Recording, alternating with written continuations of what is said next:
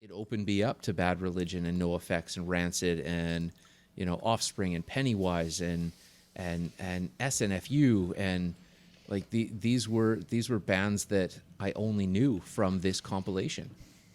And that was a complete game changer for me as well, where you say we didn't really find these till the early 20s. Well, I looking back, we had this on a mixed cassette or a CD, or someone had it, and playing hacky sack in the hallway in high school and cranking Punkorama, and it was just part of it, right? Welcome to the B-Sides and Beers podcast.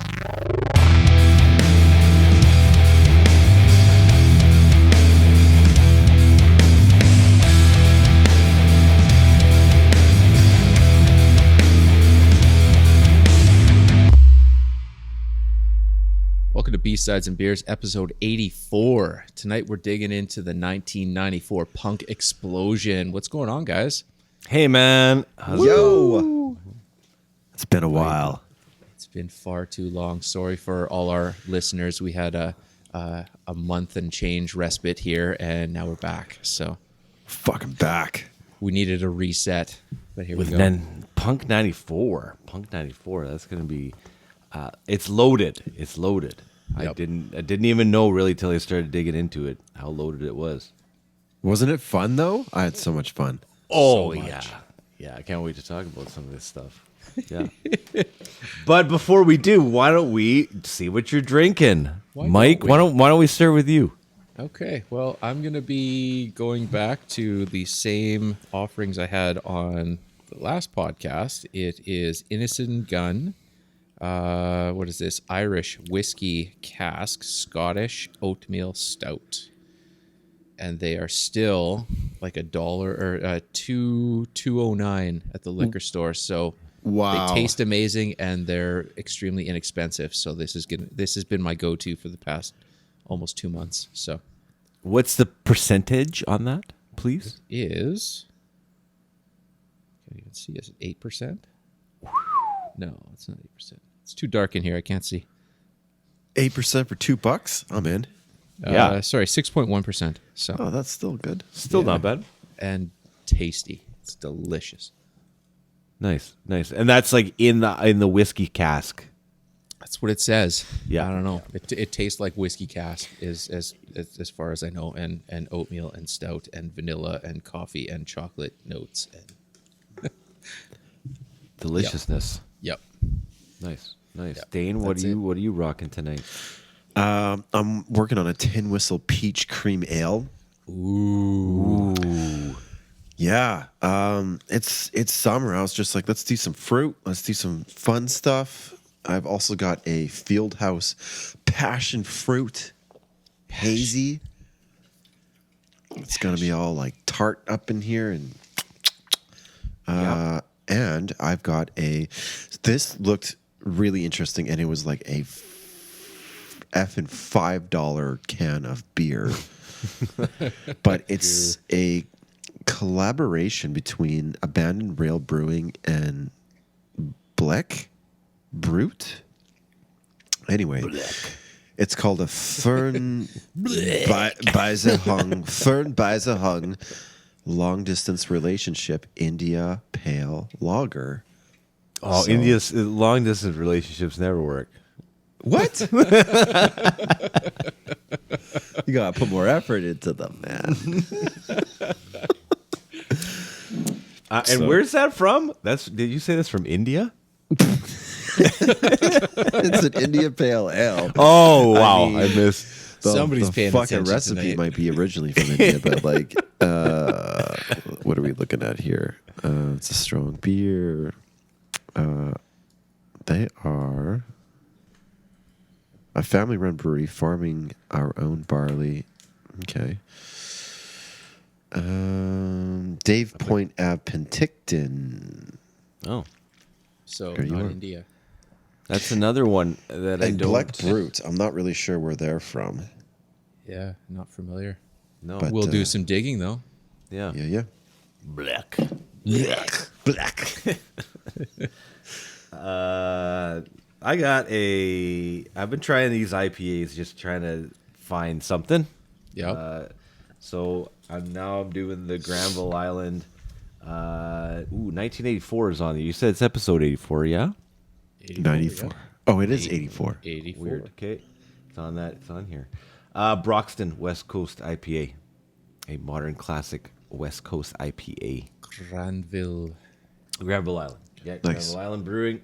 Doing that, and then I'm doing the Powerhouse Pale Ale from Mount Begbie. That's a good. Oh, yeah. That's a gooder. Yeah, Had and that last winter. This It was is solid. kind of cool because it's like from the Revelstoke Dam, so it's deep inside the Revelstoke Dam as a powerhouse. It's like it's part of Revelstoke history, but just camped over a long weekend right off of the dam in Revelstoke, and that water is like at one time it's moving towards like the dam, the next time it's moving the other way. It's like fast moving. I think it's just like gigantic turbines like sucking in water and just like Crazy. the water just moves like crazy. It's got like white caps one time when you wake up, and then the next time it's just like still. It's just the freakiest body of water I've ever like been around. So, and there's signs everywhere like this is a hydrological dam. Like, don't go in the water. It's ridiculously cold. You're basically gonna die. So Hypothermia within seconds. yeah. So, anyways, and the can is pretty sweet. I don't know who did the art on that, but Whoa. it's Proper Yeah, badass. that's Yeah. It's intense. the skull with the barometer on its head, something like that. So, anyways, those are the ones I've got, guys. That's what I'm rocking tonight. Nice. 94 punk. 94. Whose idea was this? I can't even remember now. I don't know. I think it might have been an offshoot from initially we had brought up, or I had brought up, the idea of digging into Tony Hawk Pro Skater soundtrack. Right. And I had spent a lot of time trying to find enough information to make it a relevant podcast, and I just couldn't get enough to make it worthwhile. And then Dane popped out of nowhere and said, "Let's do Punk 94." Okay, let's do that. It broadens it, and you know it still has elements of the other idea, but it just blows everything else up. So Yeah, and there was lots of crossover too that I found that there was some stuff that we've talked about in other podcasts Tons. that showed up here. tons. Yeah. There's definitely some correlation, right? Which is really interesting. Like 94 seemed to be a very active year with regards to like different types of music, things changing, people being more interested in different genres. But I was listening to a bunch of just whatever punk rock, and there was like a Swedish punk band called Veneria, I think, and they have a song called Summer of 94, and the lyrics are just like awesome. They just talk about what happened in 94. Yeah. Like everyone was wore there, shorts man. and rode skateboards. Yeah. Yeah. That's the summer that punk broke again. Every Swedish town had a skatecore band. Like, Yeah. yeah. yeah. Anyway, it's a fun song. Yeah. Yeah, it adds to this whole kind of lore of 94. This has always kind of been a bit of a joke from this podcast since the beginning that everything did happen in 94. And again, when you look at this, like the release of these albums and how many like important albums, good albums, like just great albums on here too, like that just came out amongst everything else that happened in 94 and came out too, right? Like this is not talking about anything grunge related, right? Like it's a completely separate entity. It was, and like, how lucky were we to be 14 years old? And, you know, I can totally admit I wasn't really that interested, or maybe I didn't even really know about punk rock all that much, other than like little bits and pieces. I knew who the Ramones were, I knew who Six Pistols were, and like, I think I've seen a skate or a ski or snowboard video here and there, and there's like punk rock bands. But it was like when punk rock became sort of mainstream, Yep. and then we had Dookie and the Offspring and all of these bands that were really, effects, really yeah. good. Yep. And it was just sort of like a nice change from the Seattle scene. The doom and gloom of Seattle. Yeah. Scene. You know, totally. when you look at grunge, yes, it's massively punk related, but it was just such a downer for so long. And then, you know, you look at Kurt Cobain kills himself, and then everything just shifts. Yeah. And now everybody's like, okay, let's have some fucking fun now. And out comes Right? like Pennywise and you know, up come all these other punk bands that have been around since, you know, 85, 89 that, you know, that no one really ever heard of. And then all of a sudden they're on Much Music and MTV and everywhere just overnight, it seemed. Yeah. What do you guys think would happen if he didn't die at that point? Like, I thought of that because it's such a big shift, and you know, at that time, like, it makes you wonder what would have happened if they would have just kept going. Like, Gilmore Street was kept still Gilmore Street was still happening in San Francisco. Yeah, I mean, Gilman's was there. I think Operation Ivy sort of kept things going. Yeah. I mean, granted, it was underground, and you know, there was only a few people that were sort of privy to that, but they sort of kept things going and fueled the fire for bands like Green Day. Also, Bad Religion, right? Oh yeah. Well, you look at Bad Religion; they've been around forever. Yeah. And they put out amazing albums, and then now they're a household name as soon as '94 hits. Yeah. Well, they were signed. I think they were signed to Epitaph in '93 or something like that. But Yeah. like, Well, they I started. got Stranger Than Fiction in '94, and I loved it. I loved that album. Yeah. Yeah, that one and Suffer. I can't get enough Yeah. of Suffer. I think that's easily my favorite Bad Religion album. Yeah. Yeah. Did you ever see them? You guys ever see them? No. No. No. Oh man, I saw you did. I thought you did see them. I thought you were there at that one show. No, it was at like Tipton Arena. It was like it was in an arena. It was like in a. It was in Edmonton. It was in a little tiny arena. I think it was the one that blew up. I think it was Tipton. Oh yeah, right. I forgot about think- that. The Zamboni, like Yeah. fucking propane. Man, I tell you. Anyways, yeah, there it was in there. Pretty sure. did not see them. You did? No. You were at that show? One time, I thought you were there. I thought, Shit, man. Maybe I was there. yeah, In body. yeah. I mean, it wasn't '94. It wasn't then. It was like 2000 and something. Okay. Right. Yeah, it was later. Yeah. Don't know. This, I don't know how you guys kind of approach this, but I kind of picked like a few albums that Okay. kind of on that list, and it was kind of funny, Dana. You sent that list, and I was like almost looking at that list at the exact same time as you before you even said it. I was like digging this. A guy put this together, like a pretty nice list of the 60 top punk albums in '94, and it's when I went through it, I just kind of picked like a few of them, and there's a lot that I didn't know and hadn't never even heard of. You know, Right. like lots of things that I'd missed, but. I mean, there was one that and Dane, I don't know if this is a band that we saw or like maybe you introduced me to, but like I saw them on this list and I was like, I totally forgot about those guys, and that is Big Drill Big Car. Drill Car. Yeah, man. I totally forgot about Big Drill Car. It was you then, wasn't it? Like that was That's an Uncle Dave. That's an that's what Uncle that is. Dave. Thanks, Uncle Dave. Yes, I totally went back and I was like, oh my God, Big Drill Car, yes. And then went back to look at it and there it was, yeah.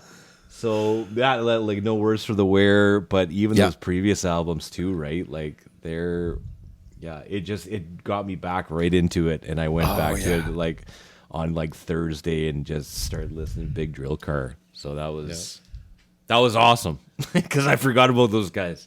Totally. Yeah. Yeah. What a great album. And I probably hadn't listened to them in you pick how many decades. Yep. And I had it Probably the blasted in the same time. backyard today, and it like just brought me right back. It's funny that you had that same connection with it because I was like, it jogged my memory, and I was just like, where did we see this band? Where was this band from? Because I know Big Drill Car, like I just remembered it. Yeah. Yeah, I think it's an old skate punk band that Uncle Dave, he gave me a tape, not that album, but like one of the probably Yeah, later very close. 80s. So, I mean, it was still there. Punk rock was still there. It was just not mainstream. Yeah. But Thanks, let's hear. Uncle Dave. Yeah, thanks, Uncle Dave. What other albums did you highlight in this pursuit? My other ones were, well, there was another one that you were kind of talking about, like, not knowing much about punk music, and that's kind of was me in 1994. But I remember buying this album randomly, and it ended up being like one of my favorites. It is Down by Law. Oh yeah. Yep. Yeah, the Punk Rock Academy fight song, that whole album. I don't know why I had that album, but I did. It was one of those. I don't know if you guys ever had those in your collection. You're like, never had those, Don't no. remember where I got this, but Yep. I think I bought it. But it was like kind of my first foray into punk. It was like one of the first ones that I ever bought, and it's solid. It's still, and I went back to listen to it again, and it's still solid. It is, and it has a cover of the Proclaimers' "I Want to Be 500 Miles," and it's. I mean, I'm not a big fan of that song, but overall, a punk version of that is way better. So that was the other one that I picked because that was kind of my, the one that I had, and it was like my punk album that I considered like my. If anybody's like, "Do you listen to punk?" I was like, "Yeah, man, I listen to this one. I listen to Down by Law." Down by Law. Whoa. That's what I listened to. Never heard of those guys before. You must be super punk. Oh yeah, it's so punk, so fucking punk. And I had BC Boys. I had Same Old Bullshit. And I had that. Yeah. I had that compilation. It was like a Columbia House. It was a BMG or whatever one of those, right? And Awesome. it was like all their old punk stuff with that like golden retriever on the front, right? Like, Right. so that was another one that I saw that on that list, and I was like, yeah, I remember that one, having that one too. And so it was just kind of like connecting some of those all together, by going through that list. But again, so many of these that I forgot about or am going to listen to or have been listening to, and just it's been fun going back into it. Yep. Yeah. But I think we got to talk too real quick though about Offspring Smash, because obviously man. that one was on my list. I've listened to that album a ton too. So like I thought we kind of all talk about it because I'm sure we all listened to it, right? Like was. Oh man. Yeah. That was definitely a life-changing album. Like it's unreal with that, and being that big of an album as an independent release. Yeah. Like the biggest selling independent album, I guess. Right. Unreal. Unreal. And I forgot about that opening when I put it on again. Oh yeah. Sit back and relax. And it was like ironic because right. I'm like, I would remember listening to this at like age whatever, 15, 16, and I'm like, okay, like, but it's different now, right? Like, it's just ironic because I actually was like listening to it with like a glass of wine almost, right? Like sitting back and like Put your listening feet to it, up. just like, I'm gonna listen to Offspring Smash. This compact disc playing on your home stereo. Yeah. Yeah. Just great songwriting. Great everything. songwriting. I don't know if you guys like dug deep into some of the live albums or live shows off that album. No. Just- Bits and pieces on the YouTubes, but nothing. Yeah. Oh, it's just energy. Oh, yeah. The Like crowd is- Lollapalooza, like they playing like Lollapalooza and stuff like that. I don't know what I just actually I found a documentary called 1994 narrated by Yeah. Tony Hawk, and Really good. so they do they cover pretty much everything, Yep. but of course they get to the Offspring, and it's just everyone is bouncing the Yep. whole fucking stadium, Yep. and like you said, independent.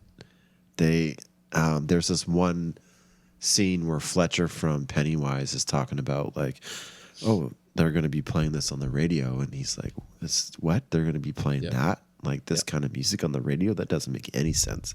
Yep. And that's kind of Couple months I mean, later, it just hit. yeah.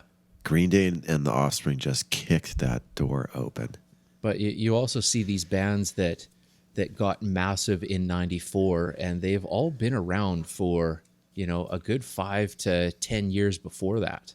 And you you go back and it's just okay. You go to their first couple offerings, and you can tell the build, but they're still, on the same trajectory, and then it just pops all at once. When radio goes from finally accepting heavy guitar, melodic music to now, okay, now we can open our doors to this punk where, prior to that, they just didn't get it, or it wouldn't sell or whatever. But I guess the mainstream was looking for the next big thing. So I guess we can circle back and ask the same question. Like, would have this happened without Nirvana, grunge? no, I don't think it You don't would. think so? It would have stayed small. It would, like the bands would have been there, and they would have touched the same, the core people that they did. But yeah, it wouldn't have exploded like that. I mean, when there's that huge void after Nirvana's gone, and sure, there's a lot of other great bands in that lineup, but a lot of them were sort of fizzling out, or changing to different, changing lanes a little bit, going a little more metal, or going a little softer, or changing it up that way, and then to just open the floodgates for something that's fun. Because when Smash came out, that was a fun album. When Dookie comes out, that's a fun album. Oh my God, yeah. And then going back to Pennywise and Lagwagon and NoFX, and NoFX has been around forever too, and their first 3 or 4 albums, amazing. And then for some reason, 94, they caught that wave too, and here we go. But I mean, when you go back to their first 4 albums, I love everything about them. Yeah, and you know what? Like, I agree with you.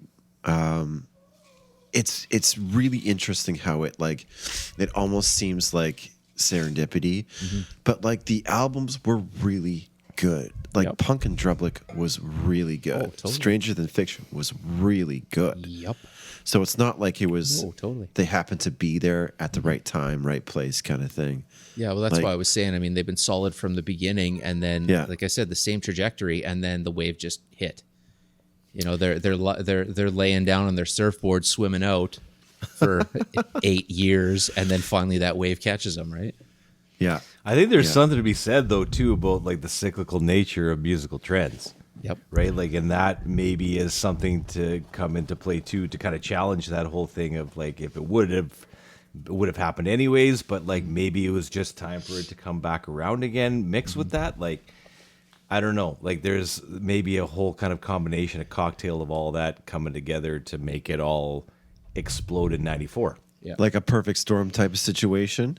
Yeah, right. And it's punk. It was time for punk to come back, because like, where had punk really been? Punk hadn't been anywhere since probably the 70s. Well, it was different forms. How we talked about it before, where it was a 3 or 4 year window in the 70s, and then it died, and then the 80s comes out, and it's more hardcore. Yeah, and in these smaller areas or parts of New York, and just like everything's just dispersed.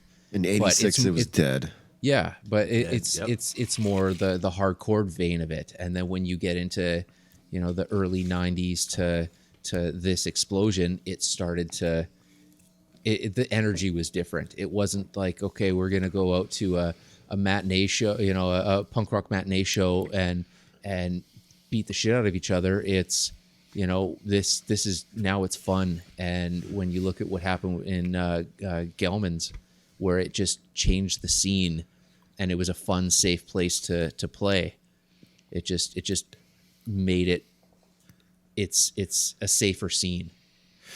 It was maybe the pop side. Sorry, Dane. Maybe I was just gonna say maybe the pop side of that kind of helped. I think maybe soften the blow, right? Sure. Rather than the roughness of the Sex Pistols. You got Green Day, and it's a lot more fun.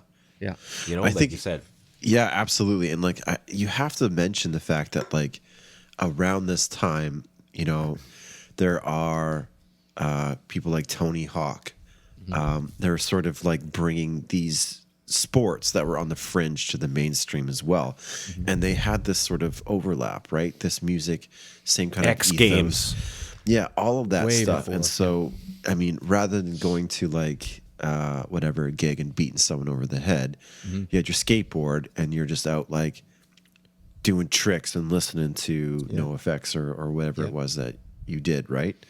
So I think there was like different outlets, or there was a different culture surrounding punk at that time that allowed it to grow and not be like an underground sort of dark, dangerous scene anymore. Totally. Like when you look at Suicidal Tendencies and that whole section of punk where you go to a show and you're probably going to get stabbed by someone, or you're probably going to get it became where it just wasn't a good place to be. But they still had the skate, all the skaters in that area, they had that music, and it fueled that as well. But it was just a different energy. And one, again, that adds to that melting pot of 94, right? Of everything from Meatloaf, Bat Out of Hell 2 to this. It's so interesting. It was just like, I think, I don't know, people were just into music more. Was it just like... You just think of like, different times, like periods, like even like the late 60s, and you're like, oh, it's so like important time of music. But like, it's really only one kind of music that's coming out at that time, right? It's like it's pretty much the same stuff. But in 94, it's just such a wide range of so many different things. And they all hit. Yep. They all were selling. It was all making money, right? And it was just like, it felt like back Garth then Brooks and like like it was country. Garth Brooks was selling out like Madison Square Garden. It was nuts. Yeah. Like, it feels like, you're talking about us being at a lucky time, and like we didn't have enough money to buy in all the CDs. Yeah. Right? Like we didn't have enough money, and it was just like, which one you going to buy? Exactly. Yeah.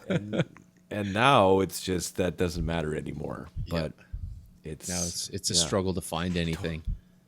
Not that there's nothing good. It's just, it's difficult to find now. So, well, I hear something a little bit related, but not related. I was talking about this with Kira today, and it was just like, we're talking about the complexity of songwriting and just how a lot of people are kind of getting a little bit bored of the kind of the top 40 stuff at the moment, because I mean, I think it's written to be like super inclusive, so it can like it can be sold beyond like on a global scale type of thing, so it's got to be simplistic.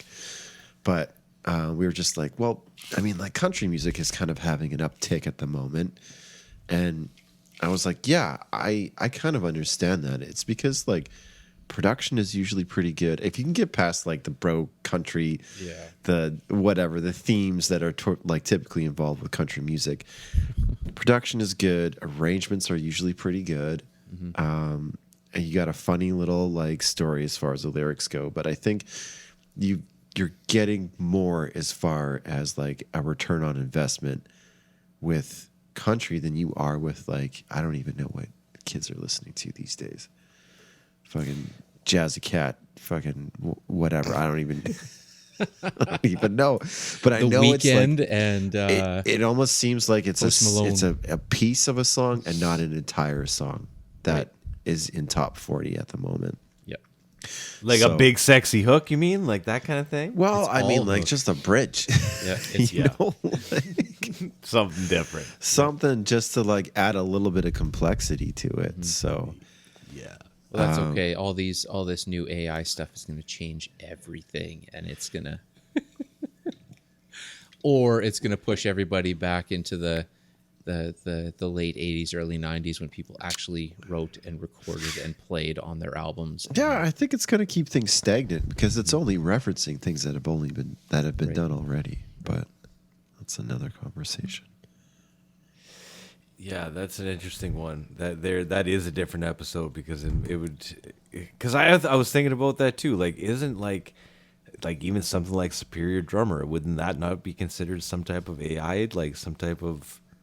Well, no, because you still have to program it. You still need a human to program the beats or play them or, draw them in the timeline to make it work. So there still is that human element where with AI, it's just, okay, you feed this information into the computer and it just does it. It's just correlating a language model, though. Totally. It's looking at basically Wikipedia and the internet, and it's just making a model out of like language. Yep. And it's just, what is the next word probably going to be? Yeah. And that's what it does. Yeah. So it's not coming up with anything new. I think if anything, it's going to stagnate stuff. Totally. And we'd be foolish to think that like people weren't using AI already for music. Like, Oh, I'm sure 100%. there's like programs that will model the most successful line in a song. Yep. And then country music, you can just listen to it. It's just like talk about sweet tea for fucking 5 years in a row. That's all you need. Everyone's Down by- just like, down by I'm the lake. sweet.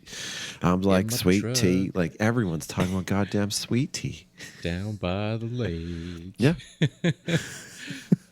But even But the AI maybe thing. it's that trend though, maybe, right? Yeah. That's Yeah. coming back. Like that again, that 94 country was like, you know, kind of like that, right? Friends in low places Yeah. and like Oh, man. songs you could sing together and, you know, farting on balls. It's all Farting on it's all balls, thinking that's of what it it's about. Garth Brooks. But you know, it was just I don't know. But you know what's really interesting is the fact that year, like, I guess the internet was around, but just- so much happened. Yeah. So much happened without the influence of AI or the internet. Yep. So many genres of music just like exploded, and so many people were into a lot of different things. It was all celebrated. It's, Well, it's you a had really all interesting. these other big tours too, man. When you look at Warp Tour coming out Right, in '95, yeah. that, you know, when you've got punk and you've got ska and you've got just a mix of whatever they could put on there, and it worked and it traveled, and that's what spread the word. I mean, we had music television, and we had that. And that's what spread it, man. Because we didn't have any other distractions. Those were the places we got our music, and it was on every day. This song was going to be at this time, and we're ready with our cassettes to record it on our fucking ghetto blasters. And That's a really good point. yeah, Because that's how I found out The Offspring. Yeah. I mean, I remember being in class in grade 8. yep, And like someone's like, "Oh, I bet you like The Offspring." I was like, "Yeah, shit. Yeah, I saw that much music the other night. Yeah. I really like them." yep, And that's also kind of interesting too, because when we've been talking about this, like the whole, you know, like you said, Mike, I can't find anything to listen to, kind of thing, right? Like it's amazing that we had enough bandwidth back then to like take all of that in Yeah. and to have enough time to listen to it. Maybe you didn't like I would do anything for love, but I won't do that. But you listened to it, and you listened to it a bunch, Yep. right? Right. And it just like you had time to listen to it, and you had time to listen to Garth Brooks, and you had time to, even though you may not have wanted to listen to it, you listened to it, and it just, you know, and that's the thing. Even playing songs in the truck for the girls, and like a song comes on, like something that sucks, that I deem that sucks, Yep. and then I'm like, I switch it, and then I'm like, I didn't even give them a chance to like gauge it if they hated it or not. Like, Right. you know what I mean? Like, at least you got to hear, you know, you ought to know Alanis Morissette at least once. Like, you got to Yeah. hear that. You I got was to going to hear ask it. you what sucks in your truck. No, that's just the first song that came to my head. That's not even it. But like, you know what I mean? Like Sirius XM, that's usually what's on, and it's just like I flip it as soon as like something bad comes on. I'm like, no, and then I'm like, wait a second, like I heard it once at least. yeah. I deemed that it was terrible, and then it was that's it, right? But I didn't even give him a chance. I'm like, you're not gonna like that. It's gonna suck. It sucks. Maybe they do. Yep. Selling it short, man. Selling it short. You got to hear it at least once. Where was I going with that? I don't even know I started with that, but You're like, we got time. Or we Yeah. had time. We had time. right. It was the Did it. bandwidth. That's where I was going with it. Right. Thank you. Yeah. Well, that's it was what just we had happens when time for you're all that, and I don't know 15, why. I don't know 14. how we That's had all why. that time and had all that. We knew about all this stuff. All these things we're talking about. We listened to it, we heard it, and we haven't even talked about grunge in this episode. So like we listened to all that too. Yep. It's true. And It's lots true. of bands, lots of different bands in there too, right? Like it's just Yeah. We didn't have kids. We didn't have mortgages. We watched more music television, and than you could take in, and there was concerts and you went to them, and it's a different world, man. Yeah. You look at the generations that are now, that's why they know what's happening, because they're in it. They're in the thick of it. So, But it seems a little monocrop, don't you think? It like I really, this is like something I've never thought of before. I mean, it's really interesting to think that people had bandwidth to like consider other genres of music. Yep. And not only that, like incorporate that into their no suck zone. right, Like, right. You know, like Yeah. I remember our friends listening to Garth Brooks. I remember my uncle listening to punk rock. I remember hearing all sorts of shit on the radio, and also like Canadian music starting to like Yeah. become more and more recognized, right? Like it was yep. a really interesting time. Yep. Yeah, that was merging too, for sure. But yeah, I had time for all of it, and it feels like it feels like I didn't miss too much. Though at the same time, like I look at some of this stuff and I'm like, there's a bunch of albums on here that I don't know, but like I don't know how many people know them. Like And then we had other albums. I mean, when you go into the grunge stuff, I mean, with bands like Tad, where you most people wouldn't know them, but they were a big thing, right? Yeah. At that time, and and the Melvins and stuff like that were never, they had a couple tracks that made it to television, music TV, but other than that, nobody really knew. Yeah. I noticed that the Weezer Blue album was on there. I don't Right. understand that. I don't get it. That is not punk at all. Yeah, like it said, like It's like an Elvis Costello weird Even kind of like uh, where do you categorize that shit? It's not folk. It's kind of rock, I guess, but It's just wrong. it's a little bit of like Yeah. Surf Wax America. It's Yeah. kind of Yeah. got that, I guess. Like but other songs not right, like Sweater Song and like Yeah. stuff like even I don't know. Well, even Buddy Holly maybe it's pretty poppy. Weezer I don't know. would I have guess never it been could a be. thing without Nirvana. Yeah. But I Record- mean, rec- if the Blue Album got released now, it would definitely be considered pop punk. I think it's just full on guitars, Yeah. good It's lyrics. Yeah. guitar. Yeah, I don't know.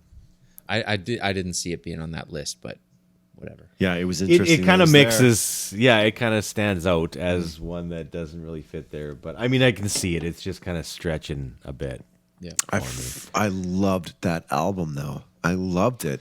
Yeah. That and Dookie. I mean, those two were just like on repeat in my bedroom. Yep. Yeah, yeah. I kind of underestimated how much I listened to Offspring Smash though too. Like when I went through it again, I was like, yeah, I know all these tracks. I know every single one of these songs, right? Like I know them very, very well, and it just, it's amazing again how that one broke through too. And like you said, Mike, for it to be an independent release and still to be like the biggest independent release. Yep. Again, it just kind of appeared. It just like showed up one day, and it was just like, boom! You're listening to Offspring Smash now, like every day, and it was just like, okay, just do it. Yeah. And so like- much of that was on Ignition, and then what? 2 or 3 years later, they come out with Ixnay, and that's a banger too. Right. It was at the like Pretty Fly for a White Guy because No. that's when I No, lost. that was They lost before. me. That was before. Ixnay was the one before. Oh yeah, the Americana, is that the one? Yeah. Kid on the swing there. Yeah, they no, weren't X-Nay a was one-hit good. wonder. They Yeah, were, yeah, yeah, like- yeah, yeah. Da-na-na-na-na-na-na-na. Yeah, it just Yeah, every song on there was solid. Yeah, So yeah. Was there And the any- recording on it was good. The drums are awesome. Again, Yeah. like the so good. even the first track, they're like Sue's the Savage Beast, and Yeah. it's just like Big money production with the at drums. that point, man. Yeah, it's awesome. It's good. Sorry, Dane, what were you gonna say? I was gonna say, were there any of these albums that you guys discovered later on? Like, for not example, well. I didn't get to Lagwagon Trashed until maybe 2002. Yeah, I think it was Like- around. I think it was yeah, maybe 2000-ish, 2000, yeah, probably around there. And a lot of it too. I mean, when this was going on, I was, 12, 13, 14, and I was listening to hip hop and metal. Right. Like that was, hip hop, metal, and maybe some blues. And then this comes out and it changes everything. When you've got Offspring coming out and you've got No Effects and you've got Green Day and you've got, at that window in time going from not really knowing to now I want to know it all. And, you look at Blink 182 and Right. Yeah. Dude Ranch and Cheshire Cat, putting in the time being in high school, being grade 11, 12, and that was a massive part too. And then you look at Canadian punk where you got Gob. That was life changing then too. It was just perfect storm for where I was anyway. So. But yeah, Right. going and all these you catching discovered these and then later going back. on. A lot of it was at the time, and then like Pennywise was a little later on, and then Lagwagon was probably 2002, and it's just kind of going back and forth. And this is awesome. Now I'm going to go back to this, and then Yeah. And once you get you get out of high school, you get a job, you get money. Now you can go and actually search. And it got to the point where every Saturday I would go to A&B Sound or HMV or whatever it was and buy 5 albums a weekend. Just every weekend I'd buy a stack of CDs and go. Yeah, totally. I think it was weird for me because I remember Stranger Than Fiction. I didn't even really know that was punk. I just liked it. I just thought it was in the genre of like that kind of like heavy rock and roll ish. But then I don't think I really understood that 94 wave up in like probably about 2001, 2002 when I got Punk in Drublick and Lagwagon Trashed. And those two, I was like, okay, so this is the sort of formula. This is what punk rock is. And that's where, okay, so then Rancid came in and then Bouncing Souls and, Blink 182, obviously. But like there was stuff that like Roland's Band, for example, never really considered that punk. Right. Even though, I mean, of course it came from punk, but I'm not really sure that it was. Yeah. So there was like a bunch of stuff that was out. I mean, between 94 and the 2000s that I didn't really like. Well, it wasn't made for, it was made for, when the bands put these albums out, they were in their 20s. Yeah. And then, so it was made for that. So if we're coming up and we're 13, 14, we're catching up. It's hitting the 20s, 20 to 25-year-olds hard, and then we're catching up to the point where when we're 18 to 22, now we get it. I suppose you're right. Yeah, because 20 is when I sort of was like, all right, I guess Limp Bizkit is fine, but maybe a little bit tired of it. And I think that's when I kind of, same thing that maybe happened in 94 when people were tired of grunge and they were just like, this is great. This is like, full of energy, a little bit different. It's got a pedigree, which is really interesting. I think the same thing happened to me where it was like 98, 99. All right. Nu metal's fine. It's great. It sort of like showcased extreme music writing, but then I was kind of like looking for something else around 2000, 2001. Yep. And like that's when I purchased Punk and Drublick and Lagwagon. I was like, this is fucking awesome. Yep. And really got into it. Yep. And sort of kind of went back to like things like No Means No and other stuff that I had listened to but wasn't completely like I didn't really understand that it was punk rock. Totally. I guess. Yep. Yeah. But, yeah, it's a lot of that stuff I found out about like when I got streaming, like Really? 'cause Right. just because I could, right? Like I wanted to listen to. It feels like there were so many bands that I wanted to listen to back then, but if nobody had it and I didn't want to buy it or didn't have the money to, it was like, Yeah. well, your album cover's cool. Yeah. Like, you know what? I've heard lots about you, but I don't know enough about you. Like, so it'd be awesome just to like go in there and just buy a stack of Lagwagon CDs. But now that's the kind of stuff that I can do. It just go on like a deep dive on just nothing but Lagwagon and no effects for an entire 2 weeks, right? Yeah. Like just kind of do that kind of stuff and just do it because it's all there. Yeah. Yeah. You know, it just, yeah, you had to be like committed. That was the thing, right? Like you had to be committed Yeah. to that band to like be like, I'm going into this rather than be like, click it for 30 seconds and be like, this sucks. You Yeah, it was know? like buying a I'm pair of out of here. jeans. Like, is this me? I don't know. Yeah. Yeah, exactly, right? But I didn't spend $16 on the CD to find out if it was me, right? Like, you know, or I did and it's not me, and this is got to go back Yeah. to HMV if they take returns. Do they still take returns? And then it was like, you got to, maybe somebody should buy a shrink wrap machine. Yeah. So you can like re-shrink wrap them up so you can just send them back. No way. Yeah. Yeah. It was like, it might be worth it. Yeah. I mean, and just to circle back to that that song, like Summer of 1994, it was interesting to think that like it wasn't just like a North American thing. It wasn't just like an MTV sort of thing that happened in the States and then we kind of like caught wind. Like it was a global thing. Yeah. It was in like Scandinavian countries and like Latin countries, and it was something that, again, the internet was there, but it wasn't like it was something that happened, I would say, fairly organically, right? Yeah, on its own. Yeah. But we also had mixtapes, man. I mean, the biggest go. thing that got me into 90s, early 90s punk was Punkorama Volume 1.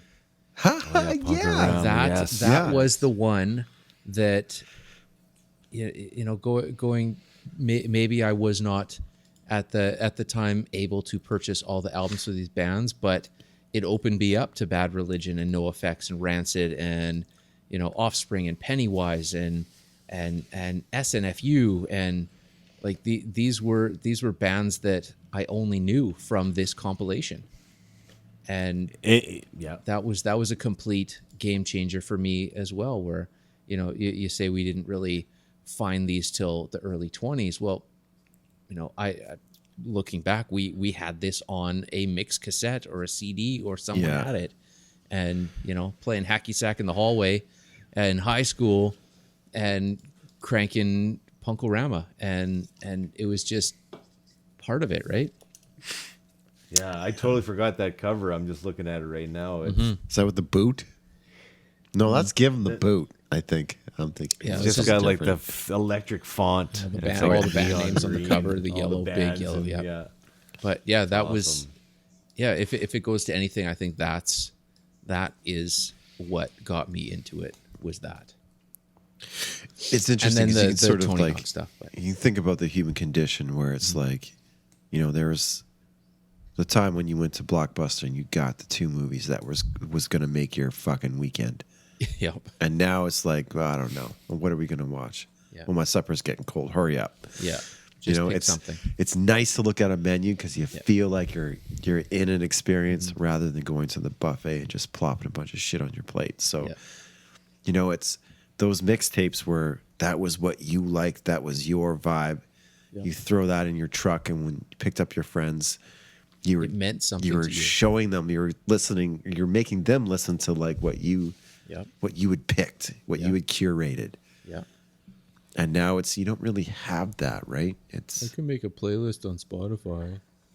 I don't, do you ever make playlists on Spotify? I've tried. I do just for songs that I want to learn for drums or bass or guitar or whatever. Right. But other than that, think- it's that whatever. I think I've got one called Exercise that's been there for like 5 years that I've never listened to. It's full of like Pantera and like I've never exercised. Gucci Man.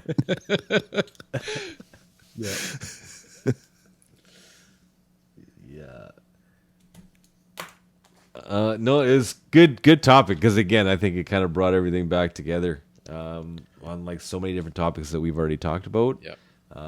But Offspring Smash was not one that we had talked about, so it was kind of good to kind of Yep. cover that through this because it was an important album that I listened to a lot, and I think we all did. It just kind of, another one of those ones that just fits into the whole canon of '94, and there's a lot. There's so much, and there's even ones on that list that. Oh, hey, there was one that I forgot too that I was kind of late to the party on. That was Sublime. I didn't listen to Sublime until like my 20s. Right. I didn't were find done. out about them till later, and I saw Robin the Hood on that list too. And I remember too. They had like Sublime steal this album. Yeah. I remember working in the record store and they had that, and it was just like it looked like a handwritten thing, like with a Sharpie on there with just a burnt CD, and I was like, oh, that's so cool. Like, who is that band? Like, they seem cool. Yeah. And then Trev is kind of the guy who got me in listening to it. And I was like, I hadn't really listened to that Yeah. before. And then Nicole. Yeah. Nicole listened to a ton of Sublime before I'd even met her. So I was like, 97, okay, so she 98, introduced I me found to that them, too. Yeah. What's that? 97, 98, I found them. What's the hell is that album? 40 ounces. 40 ounces to freedom. Yeah, their big one. Anyway, I think that was like 97, 98 that came out. So that's kind of when I got aboard. But then once again, it's compilations when you find whatever comes out at the record store. You can't afford to buy 10 albums, so you buy the compilation and you get it, right? So No. Good topic, boys. Another good one. Hell yeah. All right, we want you guys to subscribe, share, and review this podcast. Keep it going, keep it strong, because we're having a great time entertaining you guys with B-Sides and Beers podcast.